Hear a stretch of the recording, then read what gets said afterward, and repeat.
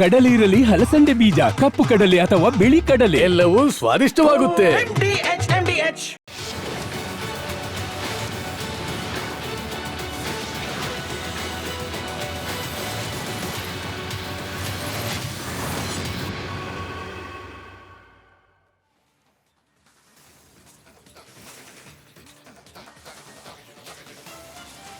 Hi hello ನಮಸ್ಕಾರ. ನೀವು ನೋಡ್ತಾ ಇದ್ದೀರಾ ಕರ್ನಾಟಕ ಪ್ರೈಮ್ ಟೈಮ್. ನಾನು ನಾಗೇಂದ್ರ ಬಾಬು. ವೀಕ್ಷಕರೇ, ಕಳೆದ 3 ವಾರದಿಂದ ಇದೇ ಕರ್ನಾಟಕ ಪ್ರೈಮ್ ಟೈಮ್ನಲ್ಲಿ ನಾವೊಂದು ವಿಚಾರವನ್ನು ಪದೇ ಪದೇ ಪ್ರಸ್ತಾಪ ಮಾಡ್ತಾ ಬರ್ತಾ ಇದ್ವಿ. ಅದು ಸುರ್ಜೇವಾಲಾ ಅವರು ರಾಜ್ಯಕ್ಕೆ ಬಂದು ಇಲ್ಲಿ ಶಾಸಕರ ಜೊತೆಯಲ್ಲಿ 1-to-1 ಮೀಟಿಂಗನ್ನು ಮಾಡ್ತಿದ್ದಾರೆ. ಆದರೆ ಆ ಮೀಟಿಂಗ್ನತ್ತ ಸಿದ್ದರಾಮಯ್ಯ ಅವರಿಗೆ ಎಂಟ್ರಿ ಇಲ್ಲ. ಸಿದ್ದರಾಮಯ್ಯ ಅವರು ಒಮ್ಮೆ ಮೀಟಿಂಗ್ ಸ್ಟಾರ್ಟ್ ಆದಾಗ ದೆಹಲಿಗೆ ಹೋಗಿದ್ರು, ಇನ್ನೊಮ್ಮೆ ಮೀಟಿಂಗ್ ಮಾಡಿದಾಗ ಇನ್ನೆಲ್ಲೋ ಕಾರ್ಯಕ್ರಮದಲ್ಲಿದ್ದರು. ಯಾಕೆ ಸಿದ್ದರಾಮಯ್ಯ ಅವರನ್ನ ದೂರ ಇಟ್ಟು 1-to-1 ಮೀಟಿಂಗ್ ಆಗ್ತಾ ಇದೆ? CLP ಮುಖಂಡ CM ಅವರನ್ನ ಬದಿಗಿಟ್ಟು ಶಾಸಕರ ಜೊತೆಯಲ್ಲಿ ಮೌಲ್ಯಮಾಪನ ಮಾಡುವ ಅವಶ್ಯಕತೆ ಏನಿತ್ತು ಅನ್ನೋ ವಿಚಾರವನ್ನ ಪದೇ ಪದೇ ಪ್ರಸ್ತಾಪ ಮಾಡ್ತಾ ಬರ್ತಾ ಇದೆ. ಕಾರಣಗಳು ಹಲವು ಇತ್ತು. ಈಗ ಸಿದ್ದರಾಮಯ್ಯ ಅವರ ಪಟಾಲಂ ಟೀಮ್ ಈಗ ಇದೇ ವಿಚಾರವನ್ನ ಪ್ರಸ್ತಾಪ ಮಾಡ್ತಾ ಇದೆ. ಸುರ್ಜೇವಾಲಾ ಅವರು ಬಂದು ಇಲ್ಲಿ ಮೌಲ್ಯಮಾಪನವನ್ನ ಮಾಡೋದು ಎಷ್ಟು ಸರಿ, ಅದು ಸಿದ್ದರಾಮಯ್ಯ ಅವರನ್ನ ಬದಿಗಿಟ್ಟು. ಏನ್ ಕಾರಣ? ಈ ವಿಚಾರ ಈಗ ಯಾವ ಹಂತಕ್ಕೆ ಹೋಗಿದೆ ಅಂತಂದ್ರೆ, ಕಾಂಗ್ರೆಸ್ ಪಾಳದಲ್ಲಿ ಅಸಮಾಧಾನ ಅನ್ನೋದು ಹೊಸ ವಿಚಾರ ಏನಲ್ಲ. ಒಂದಷ್ಟು ದಿನ CM DCM ಬಡಿದಾಟ, ಸಿದ್ದು DK ನಡುವೆ ವೈಮನಸ್ಸು, ಶಾಸಕರು ಸಚಿವರ ನಡುವೆ ವೈಮನಸ್ಸು, ಇದೆಲ್ಲದರ ದಾಟಿ ಈಗ ಸಿದ್ದು ಬಣ ವರ್ಸಸ್ ಹೈಕಮಾಂಡ್ ಅನ್ನುವ ಹಂತಕ್ಕೆ ಹೋಗ್ಬಿಟ್ಟಿದೆ. ಯಾವ ಕಾರಣಕ್ಕೋಸ್ಕರ ಇದೆಲ್ಲ ಬೆಳವಣಿಗೆ ಆಗ್ತಾ ಇದೆ?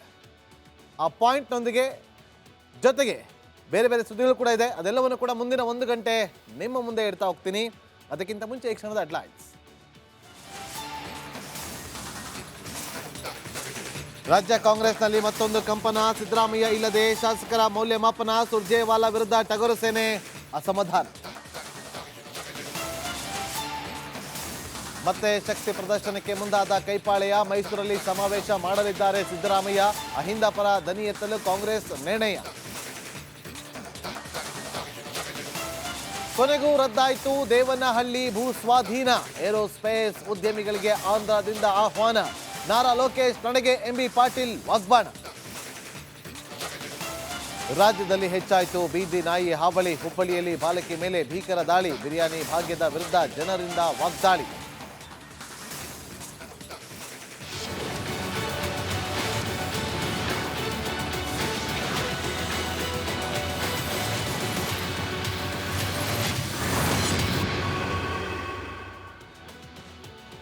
ರಾಜ್ಯ ಕಾಂಗ್ರೆಸ್ನಲ್ಲಿ ಹೊಸ ತಿಕ್ಕಾಟ ಶುರುವಾಗಿದೆ. ಕಾಂಗ್ರೆಸ್ ಉಸ್ತುವಾರಿ ರಣದೀಪ್ ಸುರ್ಜೇವಾಲಾ ವಿರುದ್ಧವೇ ಸಚಿವರ ಸಮರ ಶುರುವಾಗಿದೆ. CM ಮಾಡಬೇಕಾದ ಕೆಲಸ ನೀವ್ಯಾಕೆ ಮಾಡ್ತಾ ಇದ್ದೀರಿ ಅಂತ ಪ್ರಶ್ನೆ ಮಾಡ್ತಿದ್ದಾರೆ. ಯಾಕೆ ಬಂತು ಆ ಪ್ರಶ್ನೆ? ಇಲ್ಲಿದೆ ಉತ್ತರ, ರಿಪೋರ್ಟ್ ನೋಡಿ. ಇಲ್ಲಿ ಅವ್ರು ಬಂದು ನಡೆಸಿರ್ತಕ್ಕಂಥ ಪ್ರಕ್ರಿಯೆ ಬಗ್ಗೆ ನನಗೆ ಸಮಾಧಾನ ಇಲ್ಲ. ನನ್ನ ಬೇಸರ ಏನ್ ಬೇಕೋ ಮಾಡ್ಕೊಳಕ್ಕೆ. ಸಿದ್ದರಾಮಯ್ಯ ಇಲ್ಲದೆ ಶಾಸಕರ ಮೌಲ್ಯಮಾಪನ. ಸುರ್ಜೇವಾಲಾ ವಿರುದ್ಧ ಟಗರು ಸೇನೆ ಅಸಮಾಧಾನ. ಕಾಂಗ್ರೆಸ್ಗೂ ಅಸಮಾಧಾನಕ್ಕೂ ಅತ್ಯುತ್ತಮ ಬಾಂಧವ್ಯವಿದೆ. ಮೊದಲು ಸಿದ್ದರಾಮಯ್ಯ DK ಶಿವಕುಮಾರ್ ತಿಕ್ಕಾಟ ನಡೆಯಿತು. ಬಳಿಕ ಸಚಿವರು ಶಾಸಕರು ಜಗಳ ಮಾಡಿಕೊಂಡ್ರು. ಇದೀಗ ಹೈಕಮಾಂಡ್ನ ದೂತ ರಣದೀಪ್ ಸುರ್ಜೇವಾಲಾ ವಿರುದ್ಧ ಸಿದ್ದರಾಮಯ್ಯ ಪಟಲಾಂ ಬೇಸರ ಮಾಡಿಕೊಂಡಿದೆ. ನಮ್ಮ ಸಿದ್ದು ಇಲ್ಲದೆ ಮೌಲ್ಯಮಾಪನ ಮಾಡೋದ್ಯಾಕೆ ಎಂದು ಸಚಿವರು ಬೇಜಾರು ಮಾಡಿಕೊಂಡಿದ್ದಾರೆ. ಸಚಿವರ ಮೌಲ್ಯಮಾಪನದಿಂದ CM ಸಿದ್ದರಾಮಯ್ಯ ಟೀಮ್ಗೆ ಬೇಸರವಾಗಿದೆಯಂತೆ. CM ಮಾಡಬೇಕಾದ ಕೆಲಸವನ್ನ ಉಸ್ತುವಾರಿ ಮಾಡುತ್ತಿದ್ದಾರೆ ಎಂದು ಕಿಡಿಕಾರುತ್ತಿದೆ. ಶಾಸಕರ ಮೌಲ್ಯಮಾಪನ ಓಕೆ, ಸಚಿವರ ಮೌಲ್ಯಮಾಪನ ಯಾಕೆ ಎಂದು KN ರಾಜಣ್ಣ ಸೇರಿದಂತೆ ಹಲವು ಸಚಿವರು ಅಸಮಾಧಾನ ಹೊರಹಾಕುತ್ತಿದ್ದಾರೆ. CM ಅಧಿಕಾರವನ್ನ ಓವರ್ಟೇಕ್ ಮಾಡಲಾಗುತ್ತಿದೆ. ಸಚಿವರ ಮೌಲ್ಯಮಾಪನವನ್ನ CM ಮಾತ್ರ ಮಾಡಬೇಕು, ಉಸ್ತುವಾರಿ ಮಾಡುತ್ತಿರುವುದು ಸರಿಯಲ್ಲ ಎಂದು ಸಚಿವರು ಕಿಡಿಕಾರುತ್ತಿದ್ದಾರೆ. ಯಾವ ರಾಜ್ಯದಲ್ಲಿ ಮಾಡದ ಮೌಲ್ಯಮಾಪನ ಇಲ್ಲೇಕೆ ಎಂದು ಸಿದ್ದು ಆಪ್ತರು ಪ್ರಶ್ನಿಸುತ್ತಿದ್ದಾರೆ. ಸುರ್ಜೇವಾಲಾ ವಿರುದ್ಧ KN ರಾಜಣ್ಣ ಆಕ್ರೋಶ. ಶಾಸಕರನ್ನ ತಣಿಸಲು ಮುಂದಾಗಿದ್ದ ಸುರ್ಜೇವಾಲಾ ವಿರುದ್ಧವೂ ಹಿರಿಯ ಸಚಿವ ಕೆಎನ್ ರಾಜಣ್ಣ ಸಿಡಿದೆದ್ದಿದ್ದಾರೆ. ಸಿಎಂ ಮಾಡಬೇಕಾದ ಕೆಲಸವನ್ನ ಉಸ್ತುವಾರಿ ಮಾಡುತ್ತಿದ್ದಾರೆ ಎಂದು ಕಿಡಿಕಾರಿದ್ದಾರೆ. ನಟರಾಜನ್ ಅವರು ಆಂಧ್ರಕ್ಕೆ ಹೋಗಿದ್ರು, ಒಂದೇ ದಿವಸಕ್ಕೆ ವಾಪಸ್ ಹೊರಟೋದ್ರು ಅವರು. ಇಲ್ಲಿ ಅವರು ಬಂದು ನಡೆಸಿರ್ತಕ್ಕಂಥ ಪ್ರಕ್ರಿಯೆ ಬಗ್ಗೆ ನನಗೆ ಸಮಾಧಾನ ಇಲ್ಲ. ನನ್ನ ಮೇಲೆ ಬೇಸರ ಇದೆ, ಏನ್ ಬೇಕೋ ಮಾಡ್ಕೊಳಕ್ ಹೇಳಿ. ಸುರ್ಜೇವಾಲಾ ನಡೆಯಿಂದ ಸಚಿವರು ಬೇಸರ ಮಾಡಿಕೊಂಡಿದ್ದಾರೆ. ಈ ತಿಕ್ಕಾಟ ಅದೆಲ್ಲಿಗೆ ಹೋಗಿ ನಿಲ್ಲುತ್ತೋ ಕಾದು ನೋಡೋಣ. Bureau report, republic Kannada. ಕಾಂಗ್ರೆಸ್ನಲ್ಲಿ ಗದ್ದಿಗೆ ಗುದ್ದಾಟ ಜೋರಾಗಿದೆ. ಇದರ ಬೆನ್ನಲ್ಲೇ ತವರು ಜಿಲ್ಲೆಯಲ್ಲಿ ಶಕ್ತಿ ಪ್ರದರ್ಶನಕ್ಕೆ ಸಿಎಂ ಸಿದ್ದರಾಮಯ್ಯ ಸಜ್ಜಾಗಿದ್ದಾರೆ. 5 ವರ್ಷ ಕಾಲ ಕುರ್ಚಿ ಭದ್ರ ಮಾಡಿಕೊಳ್ಳೋದಕ್ಕೆ ಟಗರು ಮಾಸ್ಟರ್ ಪ್ಲಾನ್ ಒಂದನ್ನ ಮಾಡಿಕೊಂಡಿದ್ದಾರೆ. ಏನ್ ಗೊತ್ತಾ, ನೋಡ್ಕೊಂಡು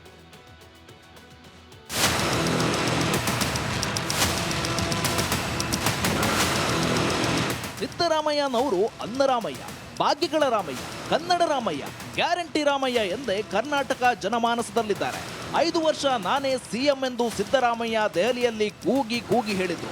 ಅದು ಕರ್ನಾಟಕದಲ್ಲಿರುವ ವಿರೋಧಿಗಳಿಗೂ ಹೈಕಮಾಂಡ್ಗೂ ಮನಮುಟ್ಟುವಂತೆ ಮಾಡಿದೆ. 5 ವರ್ಷ ನನ್ನನ್ನು ಮುಟ್ಟಲು ಸಾಧ್ಯವೇ ಇಲ್ಲ ಎಂಬ ಸಂದೇಶ ನೀಡಲು ಮತ್ತೊಂದು ಶಕ್ತಿ ಪ್ರದರ್ಶನಕ್ಕೆ ಮುಂದಾಗಿದ್ದಾರೆ. ಮತ್ತೆ ಶಕ್ತಿ ಪ್ರದರ್ಶನಕ್ಕೆ ಮುಂದಾದ ಕೈಪಾಳೆಯ. ಸಮಾವೇಶದ ಹಿಂದೆ ಅಹಿಂದ ವೋಟ್ ಲೆಕ್ಕಾಚಾರ. ತವರು ಜಿಲ್ಲೆ ಮೈಸೂರಿನಲ್ಲಿ ಸಾಧನಾ ಸಮಾವೇಶ ಹೆಸರಿನಲ್ಲಿ ಸಿದ್ದರಾಮಯ್ಯ ಶಕ್ತಿ ಪ್ರದರ್ಶನ ಮಾಡಲು ಮುಂದಾಗಿದ್ದಾರೆ. 3 ದಿನ ಮೊದಲೇ ಮೈಸೂರಿಗೆ ಬಂದಿಳಿದಿರುವ ಸಿದ್ದರಾಮಯ್ಯ ಜುಲೈ 19ರಂದು ಮಹಾರಾಜ ಕಾಲೇಜು ಮೈದಾನದಲ್ಲಿ 2600 ಕೋಟಿ ಮೊತ್ತದ ಕಾಮಗಾರಿಗಳ ಗುದ್ದಲಿ ಪೂಜೆ ಹಾಗೂ ಲೋಕಾರ್ಪಣೆ ಮಾಡಲಿದ್ದಾರೆ. ಬಳಿಕ ಬೃಹತ್ ಸಮಾವೇಶ ನಡೆಸಿ ಹೈಕಮಾಂಡ್ ಮತ್ತು ವಿರೋಧಿಗಳಿಗೆ ಸಂದೇಶ ನೀಡಲಿದ್ದಾರೆ. ಸಿದ್ದು ಅಹಿಂದ ಲೆಕ್ಕಾಚಾರ. ಕಾಂಗ್ರೆಸ್ ಪುನಶ್ಚೇತನಕ್ಕೆ ಅಹಿಂದ ಟ್ರಂಪ್ ಕಾರ್ಡ್ ಪ್ರಯೋಗಿಸಲು ಸಿಎಂ ಸಿದ್ದರಾಮಯ್ಯ ಮುಂದಾಗಿದ್ದಾರೆ. ಈ ಅಹಿಂದ ಸಮಾವೇಶ ರಾಷ್ಟ್ರಮಟ್ಟದಲ್ಲಿ ಬದಲಾವಣೆಗೆ ನಾಂದಿ ಹಾಡುವ ನಿರೀಕ್ಷೆ ಇದೆ. ಅಹಿಂದ ಹೋರಾಟ ಬಗ್ಗೆ ಒಬಿಸಿ ಸಲಹಾ ಮಂಡಳಿ ಸಭೆಯಲ್ಲಿ ಪ್ರಸ್ತಾಪ ಮಾಡಿ ಇತಿಹಾಸವನ್ನ ಸಿದ್ದರಾಮಯ್ಯ ಬಿಚ್ಚಿಟ್ಟಿದ್ದಾರೆ. ಅಹಿಂದ ವರ್ಗಕ್ಕೆ ಅಧಿಕಾರ, ಗೌರವ, ಅವಕಾಶ ನೀಡಬೇಕು ಎಂದು ಸಿದ್ದರಾಮಯ್ಯ ಪ್ರಸ್ತಾಪ ಮಾಡಿದ್ದಾರೆ. ಆರ್ಎಸ್ಎಸ್ ಮತ್ತು ಬಿಜೆಪಿ ಮೀಸಲಾತಿ ಅಹಿಂದದ ವಿರುದ್ಧವೇ ಇವೆ. 75% ಮೀಸಲಾತಿ ಪ್ರಮಾಣ ಹೆಚ್ಚಳಕ್ಕೆ ಹೋರಾಡಬೇಕು. ಸಾಮಾಜಿಕ, ಶೈಕ್ಷಣಿಕ, ಆರ್ಥಿಕ ಸಮೀಕ್ಷೆಯಾಗಬೇಕು ಅನ್ನೋದು ಸಿದ್ದರಾಮಯ್ಯ ಆಗ್ರಹ. ಅಹಿಂದ ಅಂತಂದ್ರೆ ಎಲ್ರಿಗೂ ಸಮಪಾಲು ಸಮಬಾಳು ಸಿಕ್ಬೇಕಲ್ಲ, ಸಮಪಾಲು ಸಮಬಾಳು ಆಗ್ಬೇಕಲ್ಲ. ಇವತ್ತಿದೆಯಾ? ಜಾತಿ ಹೋಗ್ಬೇಕಾದ್ರೆ ಸಾಮಾಜಿಕವಾಗಿ, ಆರ್ಥಿಕವಾಗಿ ಮತ್ತೆ ಶೈಕ್ಷಣಿಕವಾಗಿ ಶಕ್ತಿ ಬಂದಾಗ ಮಾತ್ರ ಜಾತಿ ಹೋಗ್ಲಿಕ್ಕೆ ಸಾಧ್ಯ ಆಗುತ್ತೆ, ವರ್ಗ ಹೋಗ್ಲಿಕ್ಕೆ ಸಾಧ್ಯ ಆಗ್ತದೆ. ಒಂದೇ ಕಲ್ಲಿನಲ್ಲಿ 2 ಹಕ್ಕಿಗಳನ್ನ ಹೊಡೆಯಲು ಸಿಎಂ ಪ್ಲಾನ್ ಮಾಡಿದ್ದು, ಸಿದ್ದು ಶಕ್ತಿ ಪ್ರದರ್ಶನಕ್ಕೆ 1 ಲಕ್ಷಕ್ಕೂ ಹೆಚ್ಚು ಜನ ಸೇರುವ ನಿರೀಕ್ಷೆ ಇದೆ. Bureau report, republic Kannada. ಈಗ ನೋಡಿ, ರಾಜ್ಯ ಕಾಂಗ್ರೆಸ್ ಉಸ್ತುವಾರಿಯಾಗಿರುವಂತಹ ರಣದೀಪ್ ಸುರ್ಜೇವಾಲಾ ಅವರ ಜೊತೆಯಲ್ಲಿ ಸಿಎಂ ಸಿದ್ದರಾಮಯ್ಯ ಹಾಗೂ ಡಿಸಿಎಂ ಡಿಕೆ ಶಿವಕುಮಾರ್ ಅವರು ಸಭೆಯನ್ನು ನಡೆಸ್ತಾ ಇದ್ದಾರಂತೆ. ಖಾಸಗಿ ಹೋಟೆಲ್ನಲ್ಲಿ ಈ ಸಭೆ ನಡೀತಾ ಇದೆ ಅನ್ನುವ ಮಾಹಿತಿ ಈಗ ಲಭ್ಯವಾಗ್ತಾ ಇದೆ. ಡಿಕೆ ಶಿವಕುಮಾರ್ ಅವರು ಅವರಿಗೆ ಆರಾಮಿಲ್ಲ, ಅನಾರೋಗ್ಯದ ನಡುವೆ ಕೂಡ ಮೀಟಿಂಗಿಗೆ ಬಂದಿದ್ದಾರೆ. ಶಾಸಕರು ಸಚಿವರ 1-to-1 ಸಭೆ ಬಳಿಕ ಚರ್ಚೆ ಆಗ್ತಾ ಇರೋದು ಬಹಳ ಕುತೂಹಲ ಕೇಳಿಸ್ತಾ ಇದೆ. ಹಾಗಾದ್ರೆ ಶಾಸಕರ ಬೇಸರಕ್ಕೆ ಮದ್ದರಿಯುತ್ತಾರಾ ಮೂವರು ನಾಯಕರು? ಎಕ್ಸ್ಕ್ಲೂಸಿವ್ ದೃಶ್ಯಾವಳಿಯನ್ನು ನೀವು ನಮ್ಮ ಸ್ಕ್ರೀನ್ ಮೇಲೆ ಗಮನಿಸ್ತಾ ಇದ್ರಿ. ಒಂದು ಕಡೆ ಡಿಕೆ ಶಿವಕುಮಾರ್ ಅವರು ಕೂತಿದ್ದಾರೆ, ಸಿದ್ದರಾಮಯ್ಯ ಅವರು ಮಾತಾಡ್ತಿದ್ದಾರೆ, ಈ ಬದಿಯಲ್ಲಿ ಸುರ್ಜೇವಾಲಾ ಅವರಿದ್ದಾರೆ. ಅನಾರೋಗ್ಯದಿಂದ ಬಳಲ್ತಾ ಇರುವಂತಹ ಡಿಕೆ ಶಿವಕುಮಾರ್ ಅವರು ಇವತ್ತು ಮೀಟಿಂಗ್ ಬಂದಿದ್ದಾರೆ ಅಂದ್ರೆ ಅರ್ಥ ಮಾಡ್ಕೊಳ್ಳಿ. ಶಾಸಕರ ಮೀಟಿಂಗ್ ಆಯ್ತು, 1-to-1 ಸಚಿವರ ಜೊತೆಯಲ್ಲಿ 1-to-1 ಮೀಟಿಂಗ್ ಆಯ್ತು. ಈ ಎಲ್ಲ ಮೀಟಿಂಗ್ನ ಸಂದರ್ಭದಲ್ಲಿ ಒಂದಷ್ಟು ದೂರು ದುಮ್ಮಾನಗಳನ್ನ ಆಲಿಸಿದ್ದ ಸುರ್ಜೇವಾಲಾ ಅವರು ಕೆಲವೊಂದಷ್ಟು ಕೀ ಪಾಯಿಂಟ್ಗಳನ್ನ ಇಟ್ಕೊಂಡು ಸಿದ್ದರಾಮಯ್ಯ ಮತ್ತು ಡಿಸಿಎಂ ಡಿಕೆ ಶಿವಕುಮಾರ್ ಜೊತೆಯಲ್ಲಿ ಚರ್ಚೆನ ಮಾಡ್ತಿರಬಹುದು ಅಂತ ಅನ್ಸುತ್ತೆ. ಇವತ್ತು ಅಸಮಾಧಾನ ಕಾಂಗ್ರೆಸ್ ಪಾಳದಲ್ಲಿ ದೊಡ್ಡದಾಗಿದೆ, ಎದ್ದೆದ್ದು ಕಾಣ್ತಾ ಇದೆ. ಅದಕ್ಕೆ ಮದ್ದರಿಯುವ ಕೆಲಸವನ್ನ ಮಾಡ್ತಾರಾ ಈ ಮೂವರು ನಾಯಕರು? ಕಾದ್ ನೋಡ.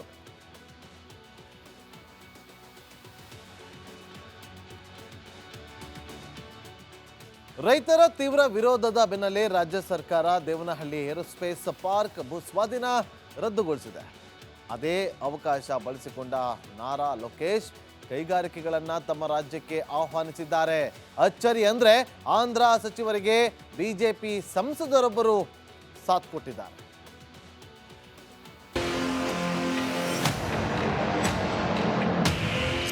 ಒಂದು ಇಂಡಸ್ಟ್ರಿ ಕರ್ನಾಟಕ ರಾಜ್ಯದಿಂದ ಹೊರಗೆ ಹೋಗ್ಲಿಕ್ಕೆ ಬಿಡೋದಿಲ್ಲ.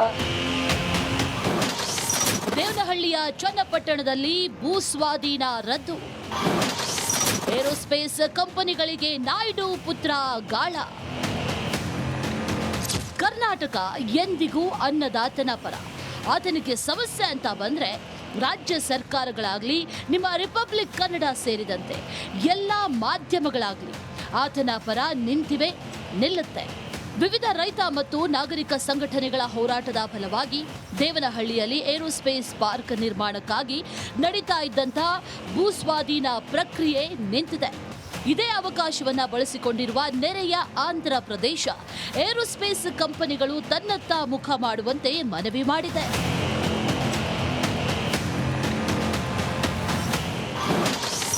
ಕರ್ನಾಟಕದಲ್ಲಿ ಏರೋಸ್ಪೇಸ್ ಪಾರ್ಕ್ ನಿರ್ಮಾಣ ಯೋಜನೆ ಸ್ಥಗಿತಗೊಂಡಿದೆ ಎಂದು ಕೇಳಿ ವಿಷಾದವಾಯಿತು. ಪ್ರಿಯ ಏರೋಸ್ಪೇಸ್ ಉದ್ಯಮಿಗಳೇ, ನಾನು ನಿಮಗಾಗಿ ಉತ್ತಮ ಯೋಜನೆಯೊಂದನ್ನು ಹೊಂದಿದ್ದೇನೆ. ಆದಷ್ಟು ಬೇಗ ಆಂಧ್ರ ಪ್ರದೇಶದತ್ತ ಮುಖ ಮಾಡಿ. ಅತ್ಯುತ್ತಮ ದರ್ಜೆಯ ಆಫರ್ ಮತ್ತು 8,000 ಎಕರೆಗಳಿಗೂ ಕೂಡ ಹೆಚ್ಚು ಭೂಮಿ ಹೊಂದಿರುವ ಆಕರ್ಷಕ ಏರೋಸ್ಪೇಸ್ ನೀತಿಯನ್ನ ನಾವು ಹೊಂದಿದ್ದೇವೆ. ಶೀಘ್ರದಲ್ಲೇ ನಿಮ್ಮನ್ನ ಮಾತುಕತೆಯ ಮೇಜಿನ ಬಳಿ ನೋಡುವ ಭರವಸೆ ಇದೆ. ಕರ್ನಾಟಕದ ಬಗ್ಗೆ ನಿಮ್ಗೇನ್ರಿ ಗೊತ್ತು? ಲೋಕೇಶ್ಗೆ ಎಂಬಿ ಪಾಟೀಲ್ ಟಾಂಟ್. ಕರ್ನಾಟಕವು ಭಾರತದ ನಂಬರ್ 1 ಏರೋಸ್ಪೇಸ್ ಮತ್ತು ರಕ್ಷಣಾ ವ್ಯವಸ್ಥೆ ಹೊಂದಿದೆ. ನಾವು ದೇಶದ ಪ್ರಬಲ ಏರೋಸ್ಪೇಸ್ ನೆಲೆ ನಿರ್ಮಿಸಿದ್ದೇವೆ. ಭಾರತದ ಏರೋಸ್ಪೇಸ್ ಉತ್ಪಾದನೆಗೆ 65% ಕೊಡುಗೆ ನೀಡ್ತಾ ಇದ್ದೇವೆ.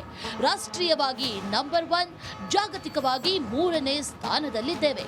$1 ಟ್ರಿಲಿಯನ್ ಆರ್ಥಿಕತೆ ತಲುಪಿದ ಮೊದಲ ರಾಜ್ಯಗಳಲ್ಲಿ ಕರ್ನಾಟಕ ಒಂದಾಗಲಿದೆ ಅಂತ ಎಂಬಿ ಪಾಟೀಲ್ ಟ್ವೀಟ್ ಮಾಡಿದ್ದಾರೆ. ಏರೋಸ್ಪೇಸ್ ಆ್ಯಂಡ್ ಡಿಫೆನ್ಸ್ ಇಂಡಸ್ಟ್ರಿಯಲ್ಲಿ ನಮ್ಮ ರಾಜ್ಯದ ಶೇರು ನ್ಯಾಷನಲ್ ಕಾಂಟ್ರಿಬ್ಯೂಷನ್ಲಿ 65% ಇದೆ. ಜಾಗತಿಕ ಮಟ್ಟದಲ್ಲಿ 3ನೇ ಇಕೋಸಿಸ್ಟಮ್ ನಮ್ಮದಾಗಿದೆ. ಹೀಗಾಗಿ ಕೇವಲ ಏರೋಸ್ಪೇಸ್ ಆ್ಯಂಡ್ ಡಿಫೆನ್ಸ್ ಅಷ್ಟೇ ಅಲ್ಲ, ಬೇರೆ ಯಾವುದೇ ಇಂಡಸ್ಟ್ರಿ ಇರಲಿ, ಅವರಿಗೆ ಭೂಮಿ ಸಲುವಾಗಿ ಒಂದೇ ಒಂದು ಇಂಡಸ್ಟ್ರಿ ಕರ್ನಾಟಕ ರಾಜ್ಯದಿಂದ ಹೊರಗೆ ಹೋಗಲಿಕ್ಕೆ ಬಿಡೋದಲ್ಲ. ನಮ್ಮ ಹತ್ರ ಲ್ಯಾಂಡ್ ಕೊಡಲಿಕ್ಕೆ ನಾವು ಲ್ಯಾಂಡನ್ನು ಕೂಡ ಕೊಡ್ತೀವಿ. ಆ ಎಲ್ಲ ಪ್ಲಾನು ನಮ್ಮ ಹತ್ರ ಇದೆ. ಏರೋಸ್ಪೇಸ್ ಕಂಪನಿಗಳನ್ನ ಆಂಧ್ರ ಪ್ರದೇಶಕ್ಕೆ ಆಹ್ವಾನಿಸಿರುವ ಸಚಿವ ನಾರಾ ಲೋಕೇಶ್ ಪೋಸ್ಟ್ಗೆ ಬಿಜೆಪಿ ಸಂಸದ ತೇಜಸ್ವಿ ಸೂರ್ಯ ಶ್ಲಾಘನೆ ವ್ಯಕ್ತಪಡಿಸಿದ್ದಾರೆ. ವ್ಯಾಪಾರವನ್ನ ಹೇಗೆ ಆಕರ್ಷಿಸಬೇಕು ಅಂತ ಕರ್ನಾಟಕ ಸರ್ಕಾರ ನಾರಾ ಲೋಕೇಶ್ ಅವರಿಂದ ಕಲಿಬೇಕು ಅಂದಿದ್ದಾರೆ. Bureau report, republic Kannada. ಇಂಧನ ಇಲಾಖೆ ವಿರುದ್ಧ ಸ್ಮಾರ್ಟ್ ಮೀಟರ್ ಟೆಂಡರ್ನಲ್ಲಿ ಭಾರಿ ಅಕ್ರಮ ವ್ಯವಹಾರ ನಡೆದಿರುವ ಆರೋಪ ಕೇಳಿಬಂದಿದೆ. ಬಿಜೆಪಿ ನಾಯಕರು ಕೂಡ ಗುರುತರವಾದ ಆರೋಪ ಮಾಡಿದರು. ಆದರೆ ವಿಪಕ್ಷಗಳ ಮಾತೆಲ್ಲ ಸುಳ್ಳು ಅನ್ನುತ್ತಿದ್ದಾರೆ ಕೆಜೆ ಜಾರ್ಜ್ ಅವರು.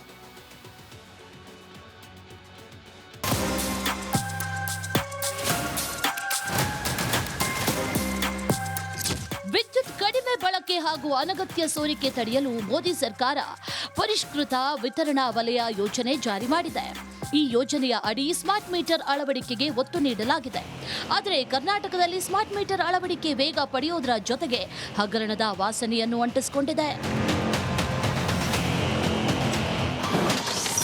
ಸಚಿವ ಕೆಜೆ ಜಾರ್ಜ್ಗೆ ಕರೆಂಟ್ ಶಾಕ್. ಇಂಧನ ಮಂತ್ರಿ ವಿರುದ್ಧ ಬಿಜೆಪಿ ಸಂಘರ್ಷ.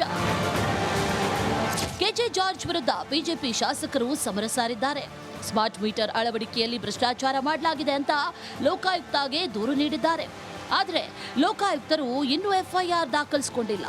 ಅದರಿಂದ ಡಾಕ್ಟರ್ ಅಶ್ವಥ್ ನಾರಾಯಣ್, ಧೀರಜ್ ಮುನಿರಾಜು ಜನಪ್ರತಿನಿಧಿಗಳ ಕೋರ್ಟ್ಗೆ ಅರ್ಜಿ ಸಲ್ಲಿಸಿದ್ದಾರೆ. ಕೆಜೆ ಜಾರ್ಜ್ ಇಂಧನ ಇಲಾಖೆ ಪ್ರಧಾನ ಕಾರ್ಯದರ್ಶಿ ಬೆಸ್ಕಾಂ ಎಂಡಿ ವಿರುದ್ಧ ಕೇಸ್ ದಾಖಲಿಸಿಕೊಳ್ಳುವಂತೆ ಸೂಚಿಸಲು ಮನವಿ ಮಾಡಿದ್ದಾರೆ. ಸ್ಮಾರ್ಟ್ ಮೀಟರ್ ಮೋಸ. ಸಿಂಗಲ್ ಫೇಸ್ ಮೀಟರ್ ಅನ್ನ 2034 ರೂಪಾಯಿಗೆ ಕೊಡಬೇಕು ಅಂತ ಸರ್ಕಾರ ಅನುಮೋದಿಸಿದೆ. ಆದರೆ ರಾಜ್ಯದಲ್ಲಿ 9,000ಕ್ಕೆ ಮಾರಾಟ ಮಾಡಲಾಗ್ತಾ ಇದೆ. 3 ಫೇಸ್ ಮೀಟರ್ ಅನ್ನ 2,712 ರೂಪಾಯಿ ಬದಲಿಗೆ 14,160 ರೂಪಾಯಿಗೆ ಮಾರಲಾಗ್ತಾ ಇದೆ. 3 ಫೇಸ್ LTE ಸಿಟಿಯ ಮೀಟರ್ ಅನ್ನ 3,390 ರೂಪಾಯಿ ಬದಲಿಗೆ 14,160 ರೂಪಾಯಿಗೆ ಸೇಲ್ ಮಾಡಲಾಗ್ತಾ ಇದೆ. ಇವರು ರಿಟರ್ನ್ ಅನ್ನು ಮಾಡ್ತಾ ಇದ್ದಾರಲ್ಲ, ಈಗ ಏನಿದ್ರು ಕೋರ್ಟಲ್ಲಿ ಕೇಸ್ ಬಂದಿದೆ, ನಾವು ನಮ್ಮ ವಾದವನ್ನು ಅಲ್ಲಿ ಮಂಡಿಸ್ತೀವಿ, ಅವರು ಯಾರು ಕಂಪ್ಲೇಂಟ್ ಮಾಡ್ತಾರೆ ಅವ್ರ ವಾದವನ್ನು ಮಂಡಿಸ್ತೀವಿ. ಲಾಸ್ಟ್ಗೆ ಕೋರ್ಟ್ ಏನು ತೀರ್ಮಾನ ಮಾಡ್ತೀವಿ, ಕೋರ್ಟ್ ತೀರ್ಮಾನ ಪ್ರಕಾರ ನಾವು ನೋಡ್ಕೊಳ್ತೀವಿ. ಸ್ಮಾರ್ಟ್ ಮೀಟರ್ ಹಗರಣ ರಾಷ್ಟ್ರಾದ್ಯಂತ ಸದ್ದು ಮಾಡ್ತಿದೆ. ಇಷ್ಟೆಲ್ಲ ಆದರೂ ಸಚಿವರು ಪ್ರತಿಕ್ರಿಯೆ ನೀಡದೇ ಇರೋದು ಹಲವು ಅನುಮಾನಗಳಿಗೆ ಎಡೆ ಮಾಡಿಕೊಟ್ಟಿದೆ. Bureau report, republic Kannada. Panchamasali ಪೀಠದಲ್ಲಿ ನಿನ್ನೆ ದೊಡ್ಡ ಹೈಡ್ರಾಮವೇ ನಡೆದೋಯ್ತು. ಸ್ವಾಮೀಜಿ ವಿರುದ್ಧ ಸಿಡಿದೆದ್ದಿದ್ದ ಪೀಠದ ಟ್ರಸ್ಟ್ ಅಧ್ಯಕ್ಷ ಕಾಶಪ್ಪನವರ್ ಪಂಚಮಸಾಲಿ ಪೀಠಕ್ಕೆ ಬೀಗ ಜಡಿದಿತ್ತು. ಇನ್ನೇನು ಧಗಿಸುತ್ತೆ ಅನ್ನೋಷ್ಟರಲ್ಲಿ ಸುಖಾಂತ್ಯ ಕಂಡಿದೆ.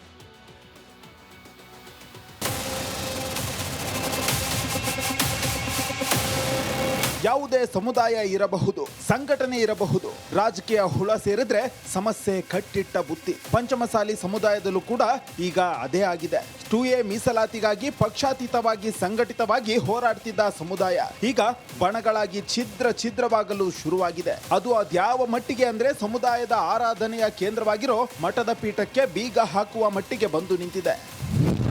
ಬೆಳಗ್ಗೆ ಹೈಡ್ರಾಮಾ, ಸಂಜೆ ವಿವಾದ, ಸುಖಾಂತ್ಯ. ಪಂಚಮಸಾಲಿ ಸಮುದಾಯದಲ್ಲಿ 2A ಮೀಸಲಾತಿಗಾಗಿ ನಡೆದ ಹೋರಾಟ ಒಂದ ಎರಡ. ಕೂಡಲ ಸಂಗಮ ಪೀಠದ ಬಸವಜಯ ಮೃತ್ಯುಂಜಯ ಸ್ವಾಮೀಜಿ ನೇತೃತ್ವದಲ್ಲಿ ಅದೆಷ್ಟೋ ಪ್ರತಿಭಟನೆ, ರಸ್ತೆ ತಡೆ, ಪಾದಯಾತ್ರೆ ಹೀಗೆ ಸಾಲು ಸಾಲು ಹೋರಾಟಗಳು ನಡೆದಿದ್ವು. ಕಾಂಗ್ರೆಸ್ ಶಾಸಕ ಕಾಶಪ್ಪನವರ್, ಬಿಜೆಪಿಯಲ್ಲಿದ್ದ ಯತ್ನಾಳ್ ಕೂಡ ಪ್ರಮುಖ ಪಾತ್ರ ವಹಿಸಿದ್ರು.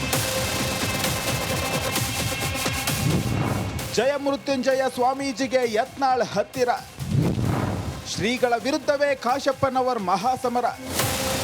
ಸ್ವಾಮೀಜಿ ಜೊತೆ ಯತ್ನಾಳ್ ಹೋರಾಟದಲ್ಲಿ ಭಾಗಿಯಾಗ್ತಿದ್ದಂತೆ ಕಾಶಪ್ಪನವರ್ ಕೆರಳಿ ಕೆಂಡವಾಗಿದ್ರು. ಯತ್ನಾಳ್ ಪರ ಪಂಚಮಸಾಲಿ ಸಮುದಾಯದ ಹೋರಾಟದಲ್ಲಿ ಭಾಗಿಯಾಗದಂತೆ ಎಚ್ಚರಿಕೆ ನೀಡಿದ್ರು. ಕಳೆದ ವಾರವಷ್ಟೇ ಸಿದ್ದರಾಮಯ್ಯ ಅಧಿಕಾರದಲ್ಲಿರೋವರೆಗೂ ಕೂಡ ಮೀಸಲಾತಿ ಕೇಳಲ್ಲ ಅಂತ ಸ್ವಾಮೀಜಿ ಹೇಳಿದ್ರು. ಉರಿಯೋ ಬೆಂಕಿಗೆ ತುಪ್ಪ ಸುರಿಯುವಂತೆ ಮಾಡಿತ್ತು. ಶ್ರೀಗಳ ಮಾತಿನಿಂದ ಕೆರಳಿದ ಕಾಶಪ್ಪನವರ್ ನೇರವಾಗಿ ಪೀಠಾಧಿಪತಿ ವಿಚಾರಕ್ಕೆ ಎಂಟ್ರಿಯಾಗಿದ್ದಾರೆ. ಮಠದಲ್ಲಿ ಅನೈತಿಕ ಚಟುವಟಿಕೆಗಳು ಕೂಡ ನಡೀತಿವೆ, ಇವನ್ನೆಲ್ಲ ತಡಿತೀನಿ ಅಂತ ಗರ್ಜಿಸಿದ್ದ ಕಾಶಪ್ಪನವರ್ ಮೊನ್ನೆ ರಾತ್ರಿ ಮಠಕ್ಕೆ ಬೀಗ ಹಾಕಿಸಿದ್ರು. ಕೆರಳಿದ ಶ್ರೀಗಳ ಬೆಂಬಲಿತ ಭಕ್ತರು ಮತ್ತು ಕೆಲ ಪ್ರಮುಖರು ಮಠದ ಮ್ಯಾನೇಜರ್ ಚಂದ್ರಶೇಖರ್ ಚಿತ್ತರಗಿ ಬಳಿ ಕೀ ಕೇಳಿದ್ದಾರೆ. ಕೊಡದಿದ್ದಕ್ಕೆ ಬೀಗ ಮುರಿದು ಮಠದ ಒಳಗೆ ನುಗ್ಗಿದ್ದಾರೆ. ಹೀಗಾಗಿ ಮಠಕ್ಕೆ ಅಕ್ರಮವಾಗಿ ನುಗ್ಗಿದ್ದು ಅಲ್ಲದೆ ಜೀವ ಬೆದರಿಕೆ ಕೂಡ ಹಾಕಿದ್ದಾರೆ ಅಂತ ಸ್ವಾಮೀಜಿ ಬೆನ್ನಿಗಿದ್ದ 7 ಜನರ ವಿರುದ್ಧ FIR ದಾಖಲಿಸಲಾಗಿದೆ. ಬೀಗ ಹಾಕಿದ್ರು, ತೆಗೆದ್ರು ಅನ್ನೋದಕ್ಕೆ ಇವ್ರ ಹತ್ರ ಒಂದು ಮಠಕ್ಕೆ ಯಾವತ್ತಾದರೂ ಬಂದು ಇವ್ರು ರಕ್ಷಣೆ ಮಾಡೋದು ನೋಡಿದಾರ? ಇವ್ರು ಹಿಂದೆ ಸಚಿವರಿದ್ರಲ್ಲ, ಯಾರು 10 ರೂಪಾಯಿ ಸಹಾಯ ಮಾಡಿಲ್ಲ, ಯಾವನು ದುಡ್ಡು ಖರ್ಚು ಮಾಡಿಲ್ಲ, ಏನೂ ಮಾಡಿಲ್ಲ ಅಂತ ಹೇಳ್ತಾರಲ್ಲ. ಮತ್ತು ಇವ್ರು ಮಂತ್ರಿಗಳಿದಾರಲ್ಲ, ಒಂದು ಮಠ ಕಟ್ಕೊಡ್ಲಲ್ಲ ಇದ್ರಲ್ಲ ಹಿಂದೆ. ನಂಬರ್ 2ದಲ್ಲಿ ಸರ್ಕಾರದಲ್ಲಿ ಇದ್ದೀನಿ ಅಂತ ಅವರೇ ಜಂಬ ಕುಚ್ಕೊಂಡು ಸಮಾಜದಲ್ಲಿ ಹೇಳ್ತಾ ಇದ್ರಲ್ಲ, ಒಂದು ಮಠ ಕಟ್ಟಿಕೊಡ್ಲಿ ಪಾಪ. ಭಾರಿ ಸಂಘರ್ಷದ ಬೆನ್ನಲ್ಲೇ ಸಂಧಾನ, ಕೊನೆಗೂ ಮಠಕ್ಕೆ ಮರಳಿದ ಸ್ವಾಮೀಜಿ ಹಾಗೂ ಟ್ರಸ್ಟ್ ಮುಖಂಡರ ಮಧ್ಯೆ ನಡೆದ ಸಭೆ ಸುಖಾಂತ್ಯ ಕಂಡಿದ್ದು ಸಂಘರ್ಷ ತಾತ್ಕಾಲಿಕ ಶಮನ ಕಂಡಿದೆ. ಸಭೆ ಬಳಿಕ ಮಾತನಾಡಿದ ಶ್ರೀಗಳು, ಕಾಶಪ್ಪನವರ್ ಹಾಗೂ ನಾನು ಗುರು ಶಿಷ್ಯರು, ಅವರು ತಪ್ಪು ತಿಳಿದಿದ್ದಾರೆ ಅಷ್ಟೇ ಅಂತ ಸಮಜಾಯಿಷಿ ಕೊಟ್ಟರು. Bureau report, republic Kannada. ಮತ್ತಷ್ಟು ಪ್ರಮುಖ ಸುದ್ದಿಗಳನ್ನು ಕ್ವಿಕ್ ಆಗಿ ನೋಡ್ತಾ ಹೋಗೋಣ ಈ ಕ್ಷಣದ ಎಕ್ಸ್ಪ್ರೆಸ್ನಲ್ಲಿ. ಬೆಂಗಳೂರು ನಗರದ ಸುಪ್ರಸಿದ್ಧ ಗಾಳಿ ಆಂಜನೇಯ ಸ್ವಾಮಿ ದೇವಾಲಯ ಮುಜರಾಯಿ ಇಲಾಖೆ ಸುಪರ್ದಿಗೆ ಬಂದಿದೆ. ದೇವಾಲಯದ ಆಡಳಿತವನ್ನು ಸರ್ಕಾರ ತನ್ನ ಅಧೀನಕ್ಕೆ ಪಡೆದಿದ್ದು, ರಾಜ್ಯ ಸರ್ಕಾರದ ಕ್ರಮಕ್ಕೆ ತಡೆಯಾಜ್ಞೆ ನೀಡಲು ಹೈಕೋರ್ಟ್ ನಿರಾಕರಿಸಿದೆ. ಇದರಿಂದ ಸರ್ಕಾರದ ಕ್ರಮ ಪ್ರಶ್ನಿಸಿ ಕೋರ್ಟ್ ಮೆಟ್ಟಿಲೇರಿದ ದೇವಸ್ಥಾನ ಆಡಳಿತ ಮಂಡಳಿಗೆ ನಿರಾಸೆ ಆಗಿದೆ. ಸಚಿವ ಜಮೀರ್ ವಿರುದ್ಧ ಮತ್ತೆ BR ಪಾಟೀಲ್ ಕಿಡಿಕಾರಿದ್ದಾರೆ. ಜಮೀರ್ ಕೆಲಸಕ್ಕೆ ಸುರ್ಜೇವಾಲಾ ಶಹಬಾಷ್ ಗಿರಿ ನೀಡಿದ್ದಾರೆ ಎಂದು ಪ್ರಶ್ನೆ ಕೇಳ್ತಾ ಇದ್ದಂತೆ ಅವನು ಯಾವ ದೊಡ್ಡ ಮನುಷ್ಯ ಬಿಡಿ ಎಂದು ಜಮೀರ್ ವಿರುದ್ಧ BR ಪಾಟೀಲ್ ಆಕ್ರೋಶಗೊಂಡಿದ್ದಾರೆ. ಮಾನಸಿಕ ಅಸ್ವಸ್ಥಗೊಂಡ ವೃದ್ಧನನ್ನ ಸಂಕೋಲೆಯಿಂದ ಕಟ್ಟಿ ಗೃಹ ಬಂಧನ ಮಾಡಿರುವಂತಹ ಘಟನೆ ದಾಂಡೇಲಿಯ ಆಲೂರಲ್ಲಿ ನಡೆದಿದೆ. ಈ ಬಗ್ಗೆ ಮಾಹಿತಿ ತಿಳಿದ ಕೂಡಲೇ ರೆಡ್ ಕ್ರಾಸ್ ಸಂಸ್ಥೆಯು ಆತನನ್ನ ರಕ್ಷಣೆ ಮಾಡಿದೆ. ಡೆವಿಲ್ ಶೂಟಿಂಗ್ಗಾಗಿ ನಟ ದರ್ಶನ್ನ ಪತ್ನಿ ವಿಜಯಲಕ್ಷ್ಮಿ ಮಗನೊಂದಿಗೆ ಕೆಂಪೇಗೌಡ ಏರ್ಪೋರ್ಟ್ನಿಂದ ಥೈಲ್ಯಾಂಡ್ಗೆ ತೆರಳಿದ್ದಾರೆ. ಜುಲೈ 15 ಹಾಗೂ 16ರಂದು ಎಐಸಿಸಿ ಹಿಂದುಳಿದ ವರ್ಗಗಳ ರಾಷ್ಟ್ರೀಯ ಸಲಹಾ ಸಮಿತಿ ಮಂಡಳಿ ಸಭೆ ಬೆಂಗಳೂರಿನ ಕೆಪಿಸಿಸಿ ಕಚೇರಿ ಮತ್ತು ಹೋಟೆಲ್ ಶಾಂಗ್ರಿಲಾದಲ್ಲಿ ನಡೆಯಿತು. ಈ ಸಭೆಯಲ್ಲಿ ಲೋಕಸಭೆ ವಿರೋಧ ಪಕ್ಷದ ನಾಯಕ ರಾಹುಲ್ ಗಾಂಧಿಗೆ ನ್ಯಾಯ ಯೋಧ ಎಂಬ ಬಿರುದು ಕೊಡಲು ತೀರ್ಮಾನವನ್ನು ತೆಗೆದುಕೊಳ್ಳಲಾಗಿದೆ.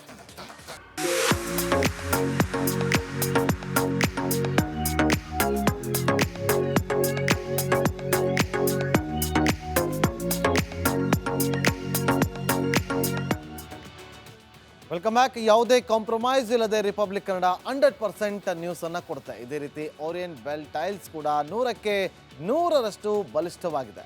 ನವ ಭಾರತಕ್ಕಾಗಿ ಹೊಸ ಆಯ್ಕೆ ಮುಖ್ಯ. ಸುದ್ದಿಯತ್ತ ಗಮನ ಕೊಡೋಣ. ಬೆಂಗಳೂರು ಸೇರಿದಂತೆ ರಾಜ್ಯಾದ್ಯಂತ ಬೀದಿ ನಾಯಿಗಳ ಹಾವಳಿ ಜೋರಾಗಿದೆ. ಮಕ್ಕಳನ್ನು ಒಬ್ಬಂಟಿಯಾಗಿ ಕಳಿಸೋದು ಹೇಗಪ್ಪ ಅಂತ ಜನರು ಯೋಚನೆ ಮಾಡುವಂತಾಗಿದೆ. ನಾಯಿಗಳ ಅಟ್ಟಹಾಸದ ಹಾರಿಬಲ್ ಸೀನ್ ಇಲ್ಲಿದೆ ನೋಡಿ.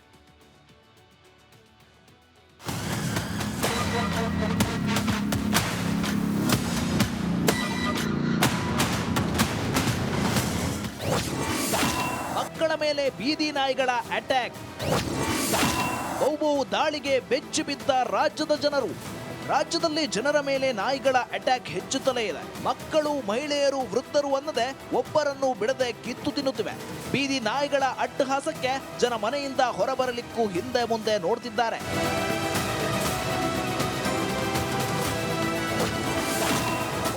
ಅಟ್ಯಾಕ್ 1, ಬಾಲಕಿ ಮೇಲೆ ಬೀದಿ ನಾಯಿಗಳ ಡೆಡ್ಲಿ ಅಟ್ಯಾಕ್. ಹುಬ್ಬಳ್ಳಿಯ ಶಿಮ್ಲಾ ನಗರದಲ್ಲಿ ಹೃದಯ ವಿದ್ರಾವಕ ಘಟನೆಯೊಂದು ನಡೆದಿದ್ದು, ರಸ್ತೆ ಮೇಲೆ ನಡೆದುಕೊಂಡು ಹೋಗುತ್ತಿದ್ದ ಬಾಲಕಿ ಮೇಲೆ ಬೀದಿ ನಾಯಿಗಳು ಏಕಾಏಕಿ ಭೀಕರ ದಾಳಿ ನಡೆಸಿವೆ.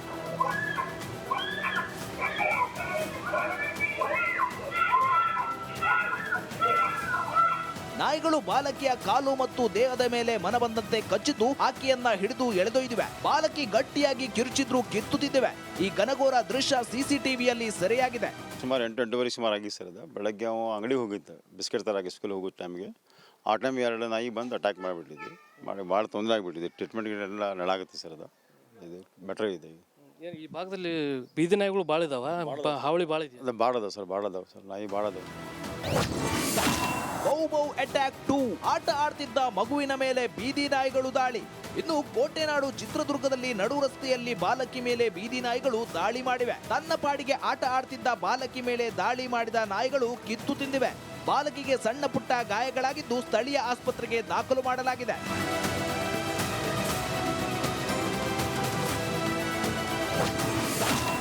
ಬೌ ಅಟ್ಯಾಕ್ 3, ಗಲ್ಲಿಯಲ್ಲೂ ನಾಯಿಗಳ ಹಾವಳಿ. ಇತ್ತ ಕೋಲಾರದಲ್ಲೂ ಬೀದಿ ನಾಯಿಗಳ ಹಾವಳಿ ಬ್ರೇಕ್ ಇಲ್ಲದಂತೆ ಆಗಿದೆ.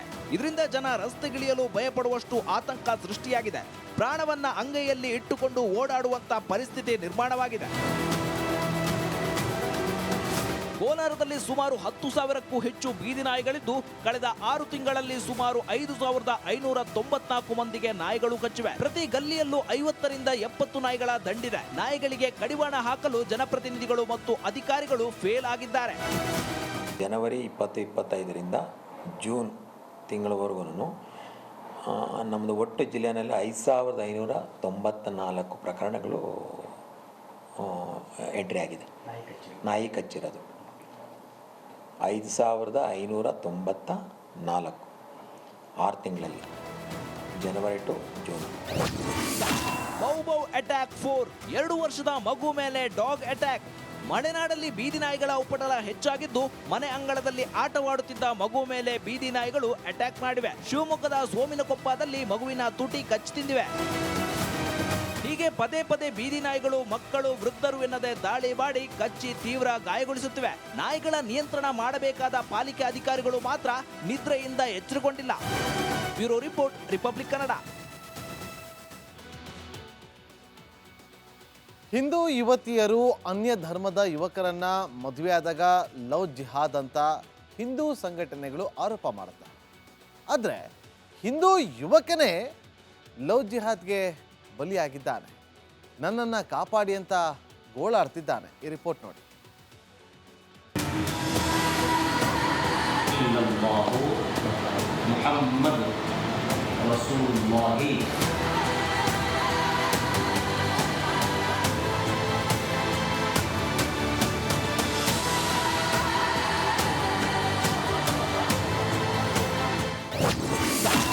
ನಿಖಾ ನಾಮ ನೆಪದಲ್ಲಿ ಬಲವಂತದ ಮತಾಂತರ.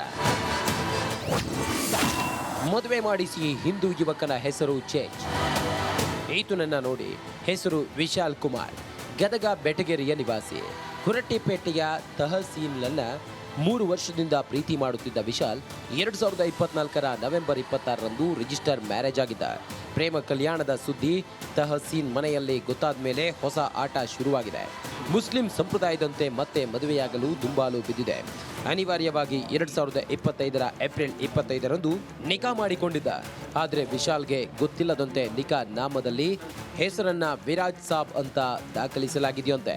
ರಿಜಿಸ್ಟರ್ ಮಾಡ್ಕೊಂಡಾದ್ಮೇಲೆ ರಿಜಿಸ್ಟರ್ ಆಗಿದ ಮೇಲೆ ಅವ್ರ ಮನ್ಯಾಗ ಗೊತ್ತಾತ್ರಿ ಅದು. ಅವರು ಹೇಳಿದ್ಲ ಹಿಂಗೆ ಮಾಡ್ಕೊಂಡಿದ್ದೆ ಅಂತಂದು. ಆವಾಗ ಅವ್ರು ನೀ ನಮ್ಮ ಮಂದ್ಯಾಗ ಬರಬೇಕು, ನೀ ನಮ್ದು ಎಲ್ಲ ನಮ್ದ ಪಾಲಿಸ್ಬೇಕು, ಮುಸ್ಲಿಂ ಇದ್ರದಾಗ ಬರಬೇಕು, ನಮ್ಮ ಮಂದ್ಯಾಗ ಬರಬೇಕು, ಆಮೇಲೆ ನೀ ಎಲ್ಲ ನಮ್ದ ಪಾಲಿಸ್ಬೇಕು, ನಿಮ್ದು ಅಲ್ಲ ಬಿಟ್ರೆ ಯಾರೂ ಇಲ್ಲ, ನಿಂಗೆ ಅಲ್ಲನ ನೋಡ್ಬೇಕು, ನೀನು ಕಣ್ಣಿಗೆ ಕಾಡಿಗೆ ಹಚ್ಕೋಬೇಕು, ಕುಂಕುಮ ಅಳ್ಕಿಸ್ಬೇಕು, ಕಿವ್ಯಾಗಿನ ರಿಂಗ್ ತೆಗಿಬೇಕು ಅಂತ ಎಲ್ಲ ನಂಗೆ ಮಾನಸಿಕ ಟಾರ್ಚರ್ ಹಿಂಸೆ ಕೊಟ್ಟಾರಿ ಅವರು. ಮದುವೆಗೂ ಮೊದಲೇ ಮುಸ್ಲಿಂ ಸಂಪ್ರದಾಯ ಪಾಲಿಸಬೇಕು ಅಂತ ತಹಸೀಲ್ ಕುಟುಂಬ ಪೀಡಿಸುತ್ತಿತ್ತಂತೆ. 5 ಬಾರಿ ನಮಾಜ್ ಮಾಡಬೇಕು, ಜಮಾತ್ಗೆ ಹೋಗುವಂತೆ ಪಟ್ಟು ಹಿಡಿದಿತ್ತಂತೆ.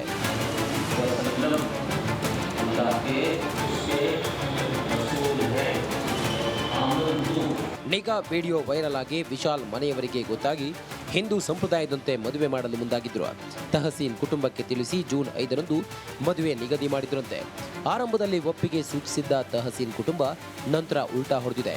ವಿಶಾಲ್ ಮತಾಂತರ ಆಗಲೇಬೇಕು ಎಂದು ಪಟ್ಟು ಹಿಡಿದಿದೆಯಂತೆ.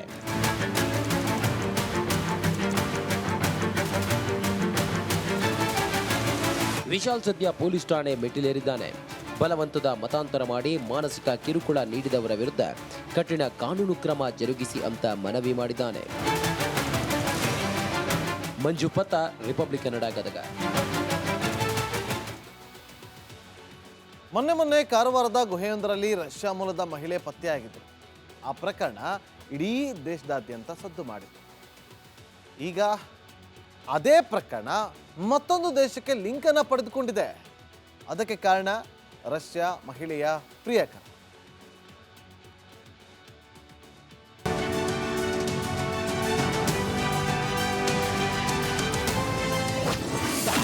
ಗುಹೆಯಲ್ಲಿ ಸಿಕ್ಕ ರಷ್ಯಾ ಲೇಡಿ ಪ್ರೀತಿ ಪ್ರಣಯ.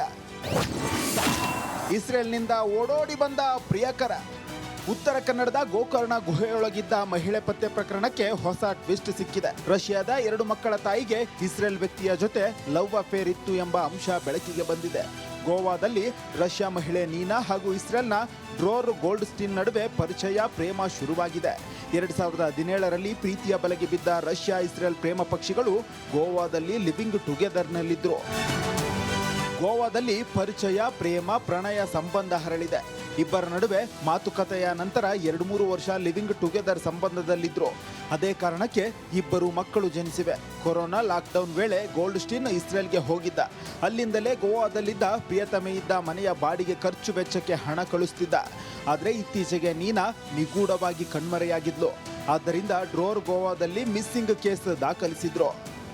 Our relationship is that we were together it was 2017 for 2 years. Nowadays we have 2 daughters together, and that's our relationship. We've been not together as husband and wife for the last 5 years. Russia ಮಹಿಳೆ ನೀನಾ ಮಕ್ಕಳನ್ನ ಡ್ರೋರ್ Goldstein ಜೊತೆ ಕಳುಹಿಸಲು ಒಪ್ಪುತ್ತಿಲ್ಲ. ಬಹುಶಃ ಈ ವಿಷಯಕ್ಕೆ ಏನಾದರೂ ನೀನಾ ಹಾಗೂ ಡ್ರೋರ್ Goldstein ನಡುವೆ ಭಿನ್ನಾಭಿಪ್ರಾಯ ಬಂದು ನೀನಾ ಗೋವಾದಿಂದ ಗೋಕರ್ಣಕ್ಕೆ ಸದ್ದಿಲ್ಲದೆ ಬಂದು ಗುಹೆ ಸೇರಿರಬಹುದು. ರಷ್ಯಾದ ಮಹಿಳೆ ನೀನಾ ಹಾಗೂ ಇಬ್ಬರು ಮಕ್ಕಳನ್ನು ಸದ್ಯ ತುಮಕೂರು ನಗರದ ದಿಬ್ಬೂರಿನಲ್ಲಿರುವ ವಿದೇಶಿ ಪ್ರಜೆಗಳ ಡಿಟೆನ್ಷನ್ ಸೆಂಟರ್ನಲ್ಲಿ ಇರಿಸಲಾಗಿದೆ. ಶೇಷಗಿರಿ ಮುಂಡಳ್ಳಿ, ರಿಪಬ್ಲಿಕ್ ಕನ್ನಡ.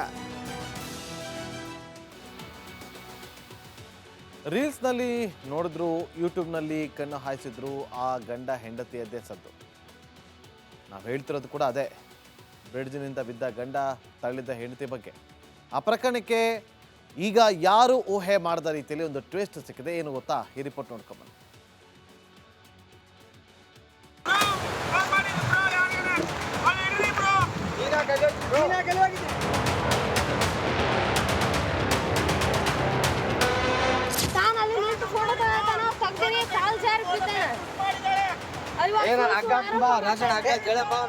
ಬ್ರೋ ಕಾಪಾಡಿ ಬ್ರೋ, ನನ್ನ ಹೆಂಡತಿ ನದಿಗೆ ತಳ್ಳಿಬಿಟ್ಟವಳೆ. ಹೀಗೆ ಕಳೆದ ವಾರ ವ್ಯಕ್ತಿಯೋರ್ವ ನದಿ ಮಧ್ಯದಲ್ಲಿದ್ದ ಬಂಡೆ ಮೇಲೆ ಕುಳಿತು ಗೋಗರಿಯುತ್ತಿದ್ದ. ಆ ಪ್ರಕರಣಕ್ಕೆ ದೊಡ್ಡ ಟ್ವಿಸ್ಟ್ ಸಿಕ್ಕಿದೆ. ಆತ ಏನಾಗ್ಬೇಕು ನಿಮಗೆ?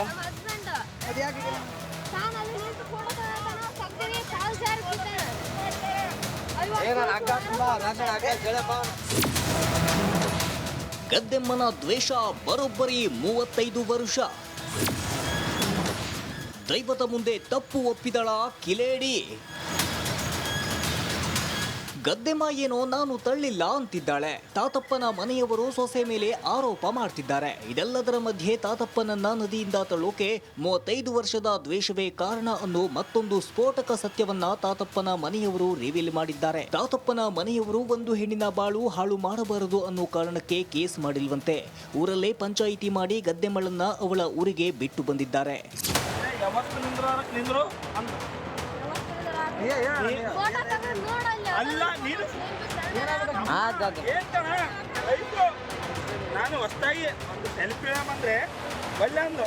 ತಾತಪ್ಪನನ್ನ ನದಿಗೆ ತಳ್ಳಿದ್ದ ಗದ್ದೆಮ್ಮ ಬಳಿಕ ಬ್ಯಾರೇಜ್ ಮೇಲೆ ನಿಂತು ಚಪ್ಪಲಿ ತೋರಿಸಿದ್ಲಂತೆ. ಇದೇ ವಿಚಾರ ತಾತಪ್ಪನ ಮನಸ್ಸಿಗೆ ತುಂಬಾ ನೋವು ಮಾಡಿದೆ.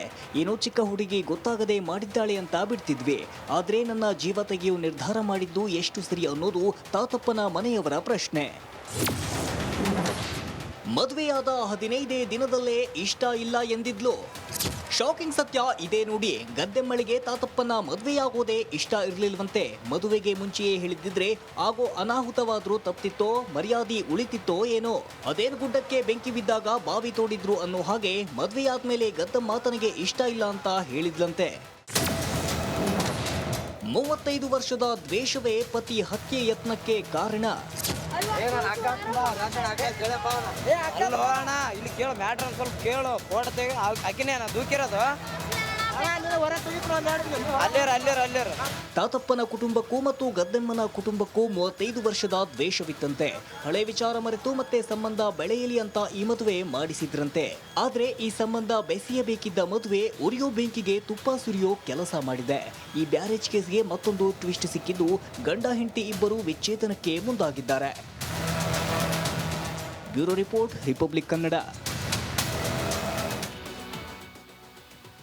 OPD ಬುಕ್ನಲ್ಲಿ ಹೊರ ರೋಗಿಗಳ ಬಗ್ಗೆ ಮಾಹಿತಿ ಬರೆದಿರ್ತಾರೆ. ಆದರೆ ಇಲ್ಲೊಂದು ಆಸ್ಪತ್ರೆ ಇದೆ, ಅಲ್ಲಿನ OPD ಬುಕ್ನಲ್ಲಿ ಸಿನಿಮಾದ ಭಕ್ತಿಗೀತೆ ಬರೆಯಲಾಗುತ್ತೆ. ಅದ್ಯಾವ ಆಸ್ಪತ್ರೆ, ಅದೇನು ಹಾಡು ಅಂತ ಕಣ್ ತುಂಬ್ಕೊಂಡು ಬನ್ನಿ.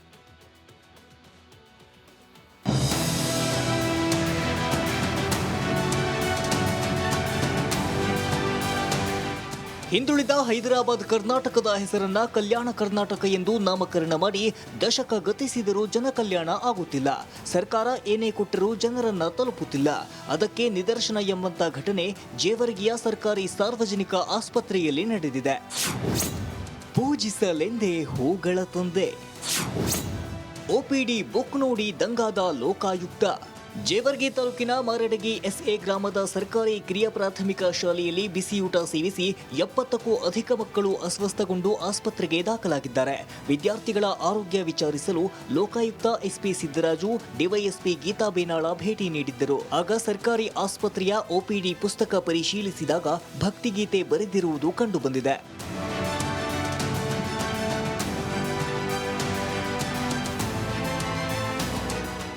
OPD ಪುಸ್ತಕದಲ್ಲಿ 2 ಕನಸು ಚಲನಚಿತ್ರದ ಪೂಜಿಸಲೆಂದೇ ಹೂಗಳ ತಂದೆ, ದರ್ಶನ ಕೋರಿ ನಾನಿಂದೆ, ತೆರೆಯೋ ಬಾಗಿಲನು ರಾಮ, ಮೋಡದ ಮೇಲೆ ಚಿನ್ನದ ನೀರು ಚೆಲ್ಲುತ್ತಾ ಸಾಗಿದೆ ಹೊನ್ನಿನ ತೇರು, ಮಾಣಿಕ್ಯದಾರತಿ ಓಶಿ ತಂದಿಹಳು, ತಾಮಸವೇಕಿನ್ನು ಸ್ವಾಮಿ, ತೆರೆಯೋ ಬಾಗಿಲನು ರಾಮ ಎಂದು ಇಡೀ ಹಾಡನ್ನ ಬರೆದಿದ್ದಾರೆ. ಆಸ್ಪತ್ರೆ ಸಿಬ್ಬಂದಿ ಸಿನಿಮಾದ ಹಾಡು ಬರೆದಿದ್ದಕ್ಕೆ ಲೋಕಾಯುಕ್ತ SP ಸಿದ್ದರಾಜು ಆಕ್ರೋಶ ವ್ಯಕ್ತಪಡಿಸಿದ್ದಾರೆ.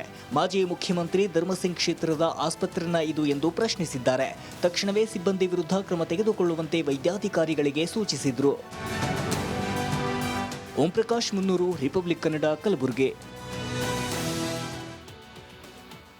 ಭಾರತ ಹಾಗೂ ಅಮೆರಿಕದ ನಡುವೆ ವ್ಯಾಪಾರ ವಾಣಿಜ್ಯ ಒಪ್ಪಂದಕ್ಕೆ ಮಾತುಕತೆಗಳು ನಡೀತಾ ಇದೆ. ಅಮೆರಿಕದ ಅಧ್ಯಕ್ಷ ಡೊನಾಲ್ಡ್ ಟ್ರಂಪ್ ನೀಡಿದ್ದ ಡೆಡ್ಲೈನ್ ಒಳಗೆ ಡೀಲ್ ಫೈನಲ್ ಆಗ್ತಾ ಇಲ್ಲ. ಇದಕ್ಕೆ ಕಾರಣವಾಗಿರೋದು ಮಾಂಸ ತಿನ್ನೋ ಹಸುಗಳು.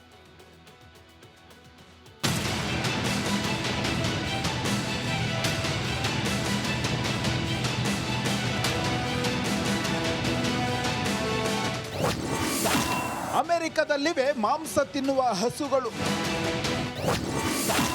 ನಾನ್ ವೆಜ್ ಹಾಲು ಬೇಡ ಎಂದ ಮೋದಿ. ಭಾರತದಲ್ಲಿ ಹೈನುಗಾರಿಕೆ ದೊಡ್ಡ ಉದ್ಯಮ. ಕೆಲ ವರ್ಷಗಳ ಹಿಂದೆ ನ್ಯೂಜಿಲೆಂಡ್ ಡೈರಿ ಉತ್ಪನ್ನಗಳನ್ನು ಭಾರತದಲ್ಲಿ ಪರಿಚಯಿಸಬಾರದು ಎಂದು ದೊಡ್ಡ ಹೋರಾಟ ನಡೆದಿತ್ತು. ಇದೀಗ ಅಮೆರಿಕ ಉತ್ಪನ್ನಗಳನ್ನು ತಡೆಯಲು ಮೋದಿ ಸರ್ಕಾರ ಹೋರಾಟ ಮಾಡ್ತಿದೆ.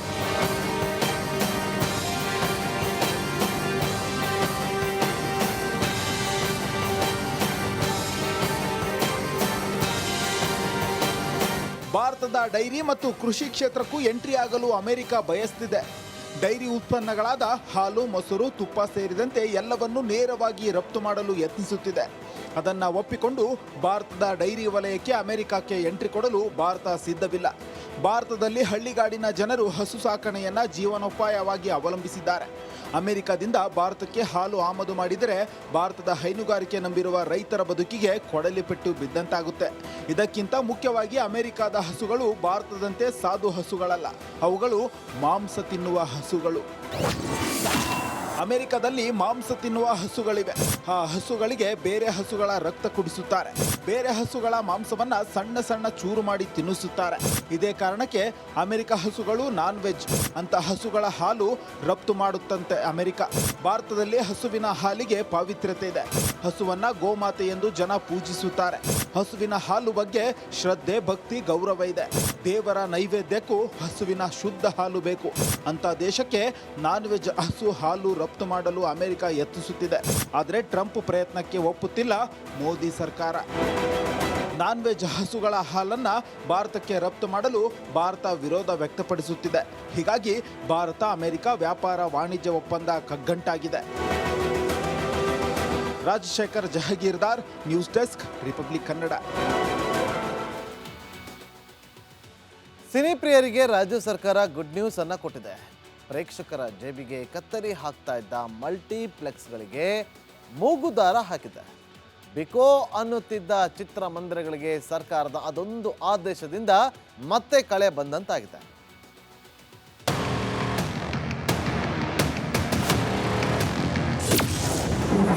ಮಲ್ಟಿಪ್ಲೆಕ್ಸ್ಗಳಿಗೆ ಮೂಗುದಾರ ಹಾಕಿದ ಸರ್ಕಾರ.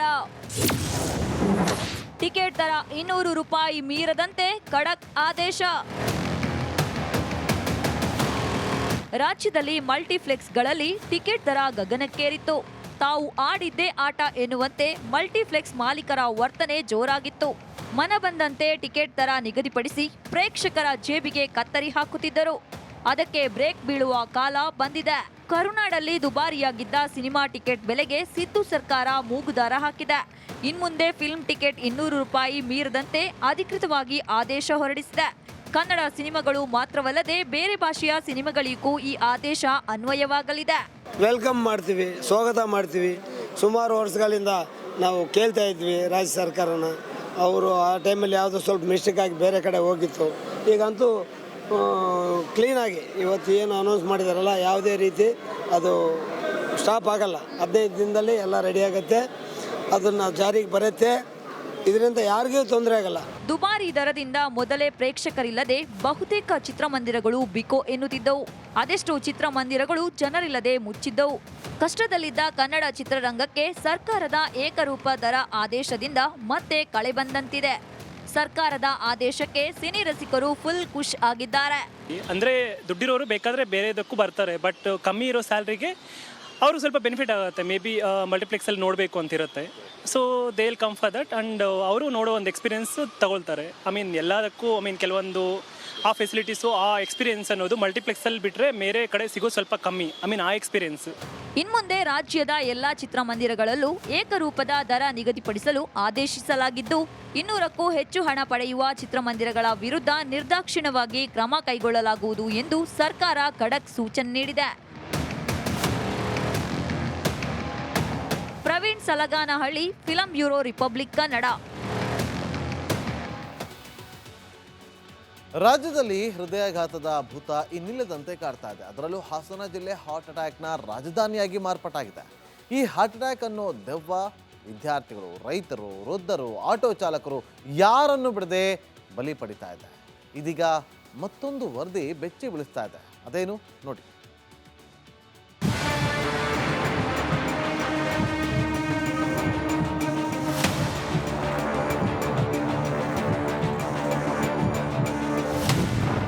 ಹಾಸನದಲ್ಲಿ ನಿಲ್ಲದ ಹಾರ್ಟ್ ಅಟ್ಯಾಕ್, ಮಕ್ಕಳನ್ನು ಕಾಡುತ್ತಿದೆ ಹೃದಯಾತಂಕ. ಎಸ್, ಹಾಸನ ಜಿಲ್ಲೆಗೆ ಅದ್ಯಾರ ಕಣ್ಣು ಬಿತ್ತು ಏನೋ, ಇತ್ತೀಚೆಗೆ ಹಾರ್ಟ್ ಅಟ್ಯಾಕ್ಗೆ ಯುವಕ ಯುವತಿಯರು ಬಲಿಯಾಗುತ್ತಿದ್ದಾರೆ. ಇದೀಗ ಮಕ್ಕಳ ಮೇಲೂ ಹೃದಯ ಬೇನೆ ಶುರುವಾಗುತ್ತಿದೆ. ಹೃದಯಾಘಾತದಿಂದ ಸಾವನ್ನಪ್ಪುತ್ತಿರೋ ಕೇಸ್ ಹೆಚ್ಚಾಗುತ್ತಲೇ ಇದೆ. ರಾಜ್ಯದ ಇತರೆ ಪ್ರದೇಶಗಳಲ್ಲಿ ಹೃದಯಾಘಾತದಿಂದ ಮೃತಪಡೋ ಲೆಕ್ಕ ಏನು ಕಮ್ಮಿ ಇಲ್ಲ. ಆದ್ರೆ ಹಾಸನದಲ್ಲಿ ತುಸು ಹೆಚ್ಚಿನ ಆತಂಕ ಇದ್ದು ಈಗ ಶಾಲಾ ಮಕ್ಕಳ ತಪಾಸಣೆ ಮಾಡಲಾಗುತ್ತಿದೆ.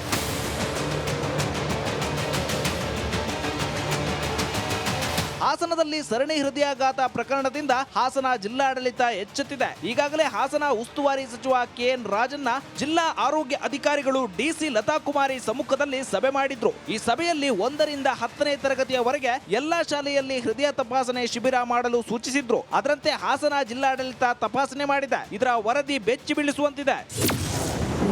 ಮಕ್ಕಳಲ್ಲೂ ಹೃದಯಾತಂಕ ಹೆಚ್ಚಾಗುತ್ತಿದ್ದು ಹಾಸನ ಜಿಲ್ಲೆಗೆ 1185 ಶಾಲೆಗಳ 56,000 ವಿದ್ಯಾರ್ಥಿಗಳ ತಪಾಸಣೆ ಮಾಡಲಾಗಿದ್ದು ಇದರಲ್ಲಿ 112 ಮಕ್ಕಳಿಗೆ ಹೆಚ್ಚಿನ ಹೃದಯ ಪರೀಕ್ಷೆ ಶಿಫಾರಸು ಮಾಡಲಾಗಿದೆ. ಜಿಲ್ಲಾ ಆರೋಗ್ಯ ಮತ್ತು ಕುಟುಂಬ ಕಲ್ಯಾಣ ಇಲಾಖೆಯಿಂದ ಟೆಸ್ಟ್ ಮಾಡಲಾಗಿದ್ದು ಮೊಬೈಲ್ ಗೇಳಿನಿಂದ ಮಕ್ಕಳನ್ನ ದೂರ ಇಡಲು ಮನವಿ ಮಾಡಿದೆ. ಅಲ್ಲದೆ ವಿದ್ಯಾರ್ಥಿಗಳ ಪೋಷಕರ ಹೆಲ್ತ್ ಹಿಸ್ಟರಿ ಮೇಲೂ ನಿಗಾ ಇಡಲು ಸೂಚಿಸಿದೆ. 1185 ಸ್ಕೂಲ್ಗಳನ್ನ ತಪಾಸಣೆ ಮಾಡಿದ್ದೀವಿ ಮತ್ತು 56,000 ಮಕ್ಕಳುಗಳನ್ನ ಇಲ್ಲಿವರೆಗೆ ತಪಾಸಣೆ ಅಂದರೆ ಸ್ಕ್ರೀನಿಂಗ್ ಟೆಸ್ಟ್ ಮಾಡಿದ್ದೀವಿ ಇಲ್ಲಿವರೆಗೆ. ಮತ್ತು ಫ್ಯಾಮಿಲಿ. ಇದಾಗಿತ್ತು ಇವತ್ತಿನ ಕರ್ನಾಟಕ ಪ್ರೈಮ್ ಟೈಮ್. ನೋಡ್ತಾ ಇರಿ ರಿಪಬ್ಲಿಕ್ ಕನ್ನಡ, ಇದು ನಿಮ್ಮ ಧ್ವನಿ. ಆರೋಗ್ಯ ಹಾಗೂ ನ್ಯೂಟ್ರಿಷನ್ ಸಿಗುತ್ತೆ ನೋಡಿ, ಬಾಡಿ ಸ್ಟ್ರಾಂಗ್ ಆಗುತ್ತೆ. ಸ್ವಲ್ಪ ತಿಂದು ಹಸಿವು ನಿಗುತ್ತೆ, ಡೈಜೆಷನ್ಗೆ ಇಲ್ಲ ಅಪಾಯ. MDH ಸೋಯಾ ಟೀ, ಅಸಲಿ ಪ್ರೋಟೀನ್. MDH